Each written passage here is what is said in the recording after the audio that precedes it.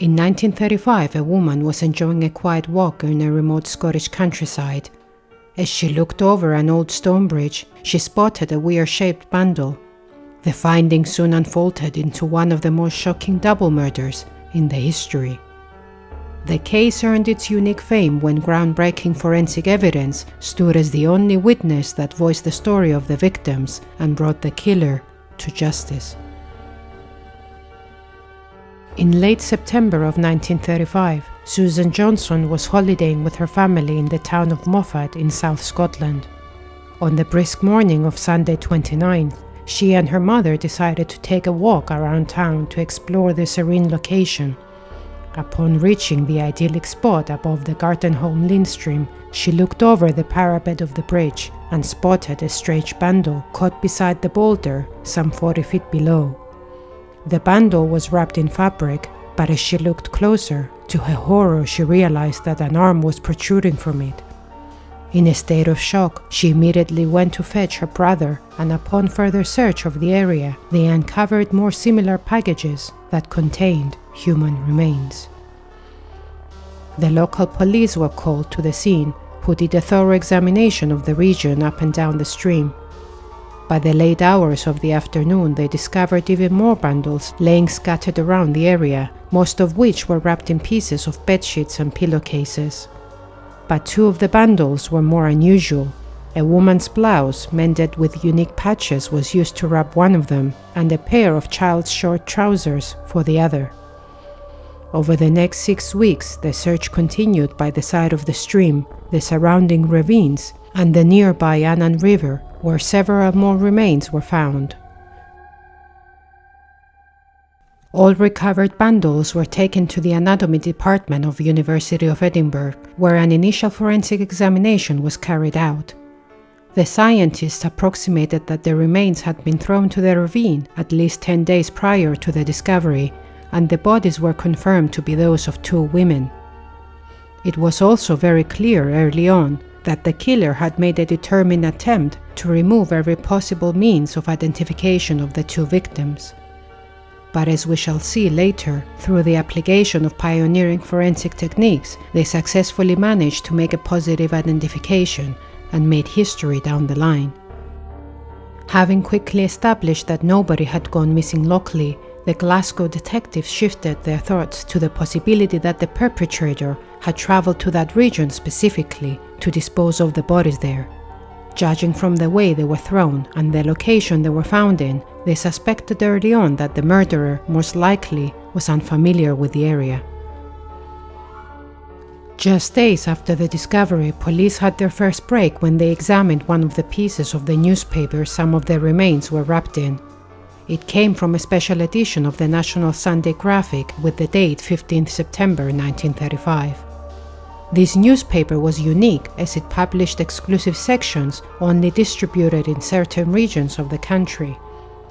This particular part came from the Lancaster and Morecambe area of northwest England. Police passed this information to their colleagues further south to uncover if anyone had been reported missing on or shortly after September 15th. One of the detectives in Lancaster had remembered that a 20-year-old nursemaid named Mary Jane Rogerson had been reported missing some weeks earlier by her parents. Mary Jane was employed as a child nurse for an Indian doctor named Dr. Buckruxton, residing in Lancaster. Mary's father made the decision to report his daughter missing when she failed to come visit them, as she routinely did every weekend, and to make matters worse, her employer offered them inconsistent details as to her whereabouts. Upon considering this information, the police asked Mary Jane's mother to examine the clothing in which the bodies were wrapped in. As soon as she saw the clothing items, she immediately recognized the patched blouse as the one she herself had recently mended for her daughter. She failed to identify the child's clothing, but urged police to contact the person who might be able to, a close friend of the doctor's family, who often gave the children clothes. The police already had their eye on the doctor, because not only his nursemaid disappeared, but also his own wife. But once they established that the specific child's clothing belonged to one of Dr. Buckruxton's children, the case was forwarded at the hands of the Lancaster police. Buckruxton was described as an intelligent but too sensitive of a man. He was born in Bombay in March 21, 1899 to a wealthy Parsi family. There he managed to complete his medicine degree, graduating with first-class honors, and then proceeded to obtain his surgical qualifications. After a failed arranged marriage, he moved to Britain to gain more medical qualifications from around the country. In 1927, Ruxton was in Edinburgh, nearing the conclusion of his studies in the Royal College of Surgeons. Around that time, he met 26-year-old Isabella Vaness, a popular outgoing local girl who was working as a manager at the cafe at the time. The two began dating shortly after, and by 1933 they both relocated to Lancaster as common-law husband and wife. In Lancaster, Ruxton established his medical practice at their residence and quickly became a well-respected physician with a large list of clientele. By then the couple had 3 children and employed Mary Jane Rogerson as a nurse to help them look after them. Behind closed doors, the doctor was not a nice man. He was very jealous and possessive and often accused Isabella of infidelity. The couple had many horrible fights where Ruxton reacted in violent outbursts, and even the police got involved in some of them. Oftentimes Isabella would pack her things and leave with the children to go stay with her sister in Edinburgh in her efforts to escape. But in the end, Ruxton always managed to convince her to come back, using pitiful tactics and promising to her that things would change for the better. Later records had shown that Isabella had last been seen alive on the Saturday of September 14, 1935. Her sister was on holiday in nearby Blackpool, and Isabella had driven there to see her and spend some time with her. After devoting the day for some sightseeing and exploring, Isabella drove back home at around 11:30 that evening. After that, no one has ever heard from Isabella again. Over the course of the next few days, Ruxton started to create a certain amount of confusion around town. He first appeared very early at the house of his 2 cleaners to ask them not to come to work until the Monday 16th of September, and then elaborated on the fact that his wife had gone to Edinburgh with Mary Jane. Many who had seen him that morning noticed that his hand was bandaged, but when asked about it he only produced more ambiguity. He told one person that he shattered on a door, and another that he hurt his hand badly opening a tin whilst preparing breakfast for his children. Truth of the matter was that his children were not with him at all. He had driven them to a friend's house earlier to stay there. Several hours later, Ruxton visited Mrs. Hampshire, a patient of his who sometimes helped the family with housework, and asked both her and her husband to come to the residence to assist him to clean and prepare the house, as he was supposedly expecting decorators to come in the next morning. But this time, he informed Mrs. Hampshire that Isabella had gone to Liverpool and Mary Jane took time off to go on holiday. When she arrived at the house, Mrs. Hampshire found it in complete disarray. She had also noticed that the carpet on the stairs had been removed and found it sitting rolled up in the living room next to a very badly stained man's suit. She also noticed that 2 of the upstairs bedrooms were locked and the bathtub extensively stained with a yellowish discoloration. Outside in the garden, she discovered 2 further sections of carpeting and several towels, all very badly burned. When she finished her assigned work at the house, Ruxton asked her to take the rolled-up carpets and the stained suit as a gift on the condition that she would thoroughly clean them. But when she took the gifted items home, she found them to be soaked in what looked like blood. Every effort she made to wash them failed, leaving a dark red stain all over. Ruxton also visited Mary Jane's parental house, where he informed them that their daughter was involved in a relationship with a man who had left her pregnant and that his wife took her elsewhere to take care of it. Few days later, on October 1st, the very worried parents visited Ruxton, demanding to find out what happened to their daughter. On this occasion, he told them that both Mary Jane and his wife had stolen money from his safe and run away together. He also tried to reassure them that once the money would run out, he was certain that they would come back to claim more.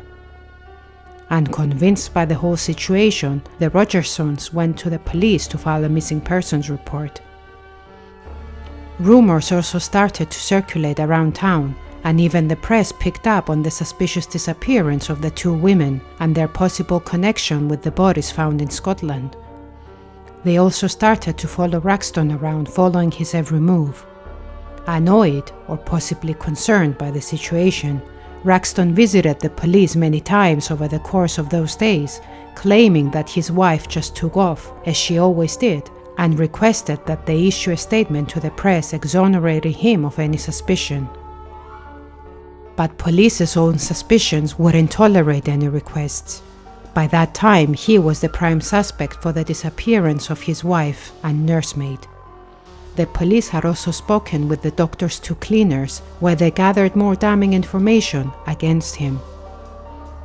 On October 11th, he was asked by the police to come down for questioning about his whereabouts on the day Isabella and Mary Jane were last seen.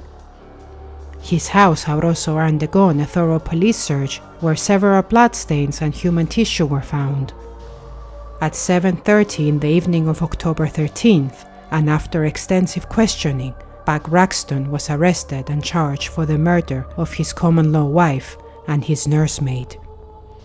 The police were also certain that the bodies discovered further up north were Isabella and Mary Jane. Even though the newspaper and the clothing items that they were used to wrap their remains were a strong link, they still needed to prove this beyond reasonable doubt. Back in Edinburgh, the forensic team counted in total 70 different body parts that they were trying to assemble together to obtain information. They managed to create a good outline of the two bodies, which further enabled them to confirm that these were two women with different heights and age. They were also certain from early on that the deliberate separation of the remains had been committed with a surgical knife and by someone with extensive anatomical knowledge that took him 8 hours to complete. Certain distinct parts of the body were missing, making any identification and composing drawing impossible. Areas of the skin where probable birthmarks or scars could be present were also notably absent. The estimated age of the older woman was determined to be around 35 to 45. In reference to the cause of her death, she was found with 5 stab wounds to the chest and had several broken bones and bruises. The hyoid bone had also been broken, suggesting that she had also been strangled.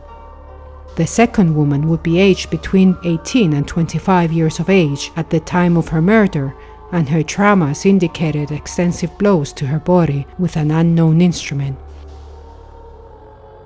To determine how long the bodies had been in the ravine, they consulted with one of the pioneers in forensic science who used insect activity based on the life cycle to estimate. The forensic entomology, although at its infancy in the 1930s, for this purpose it provided a very promising outcome. Based on the age of the maggots, it was judged that the remains had been dumped in the stream 12 to 14 days prior to their discovery. These, coupled with the weather conditions, suggested that the victims were disposed of not later than the 17th of September. With photographs and detailed descriptions of the missing women, the forensic team were able to make a craniofacial recognition. One photo of Isabella was particularly helpful, as she was wearing a tiara. The forensic anthropology team measured the tiara and calculated how far away from the camera she was. Using an X-ray of the skull, placing it at the same distance and angle as it was in the photo, they superimposed the two, revealing a perfect match. The same technique was used for Mary Jane from a photo they had of her, which yielded a positive conclusion. Replica cast models of the 2 left feet they recovered from each victim were constructed with flexible gelatin glycerin mixture. When placed in shoes the women had worn in life, the replica foot of the first victim recovered from the vicinity of the river precisely fitted a shoe worn by Mary Jane Rogerson, whereas the replica foot of the second victim recovered precisely fitted shoes worn by Isabella. Some of the remains were found wrapped in a section of bedsheets, and police managed to obtain an identical bedsheet from the master bedroom of the Ruxton residence, where it was shown to precisely match the ones found in the ravine. The proof that provided definitive and conclusive evidence and sealed the doctor's fate were the fingerprints, but the unique angle they used for the identification was one of the main aspects that made this case famous. The advanced stage of decomposition, as well as the efforts of the doctor to remove the fingertips, did not allow them to obtain any fingerprints from Isabella's hand. On Mary Jane's fingers, the only remaining portion left was the dermis, the underlying area of the skin, where sufficient dermal print remained intact to create a fingerprint profile. They also lifted fingerprints from all around Ruxton's house to make a comparison. To establish a positive identifications, the experts usually require at least 8 matching points between the two. For this particular one, there were more than 20. This was the first time where dermis fingerprint evidence was used as evidence in a murder case. On March 2, 1936, the prosecution team presented their case to the court. They began with how Ruxton likely committed the murders and then tried to conceal the fact. A series of witnesses who testified for the prosecution explained as to how the doctor was pathologically jealous of his wife and how he always accused her of having affairs. His bizarre behavior during the days and weeks after the murder was detailed, and so was his adamant denial that he had anything to do with the women's disappearance and murder. They had also constructed a model of the house to explain to the court how Ruxton committed the murders. They believed that he killed Isabella on the landing of the stairs in a fit of rage and jealousy after she arrived home from Blackpool. Mary Jane was a likely witness to the murder, so he then resorted to killing her to silence her. He then took both bodies to the upstairs bathroom. The blood spatter on the walls and the floor suggested that he cut himself when he was reducing the victims. What made the trial sensational was the forensic evidence produced, with special focus on the fingerprinting profiling. Even the judge pointed out in his summoning how he never in his experience had seen forensic evidence so expertly gathered and presented. The defense team was only able to regard the evidence as circumstantial and pointed out the significance of lack of blood in the doctor's car, given the length of the trip he would have made from Lancaster to Moffat. Ruxton himself was the only defense witness. On the stand, he was tearful and denied all allegations against him. He insisted that his wife ran off with Mary Jane and that the blood found in the house was from his cat hand. On March 13, 1936, the jury came back with their verdict after deliberating for less than an hour. They unanimously found Buckruxton guilty for the murders, and he was sentenced to death by hanging. After the failed appeals, he was executed on the morning of May 12, 1936. Just a day after his execution, a Sunday newspaper published a handwritten confession where Ruxton admitted killing his wife in a fit of jealousy and had to kill Mary Jane because she saw him do it. And with that, the extraordinary forensic work that made this case so famous was proven beyond doubt to be correct in every single detail. Until next time.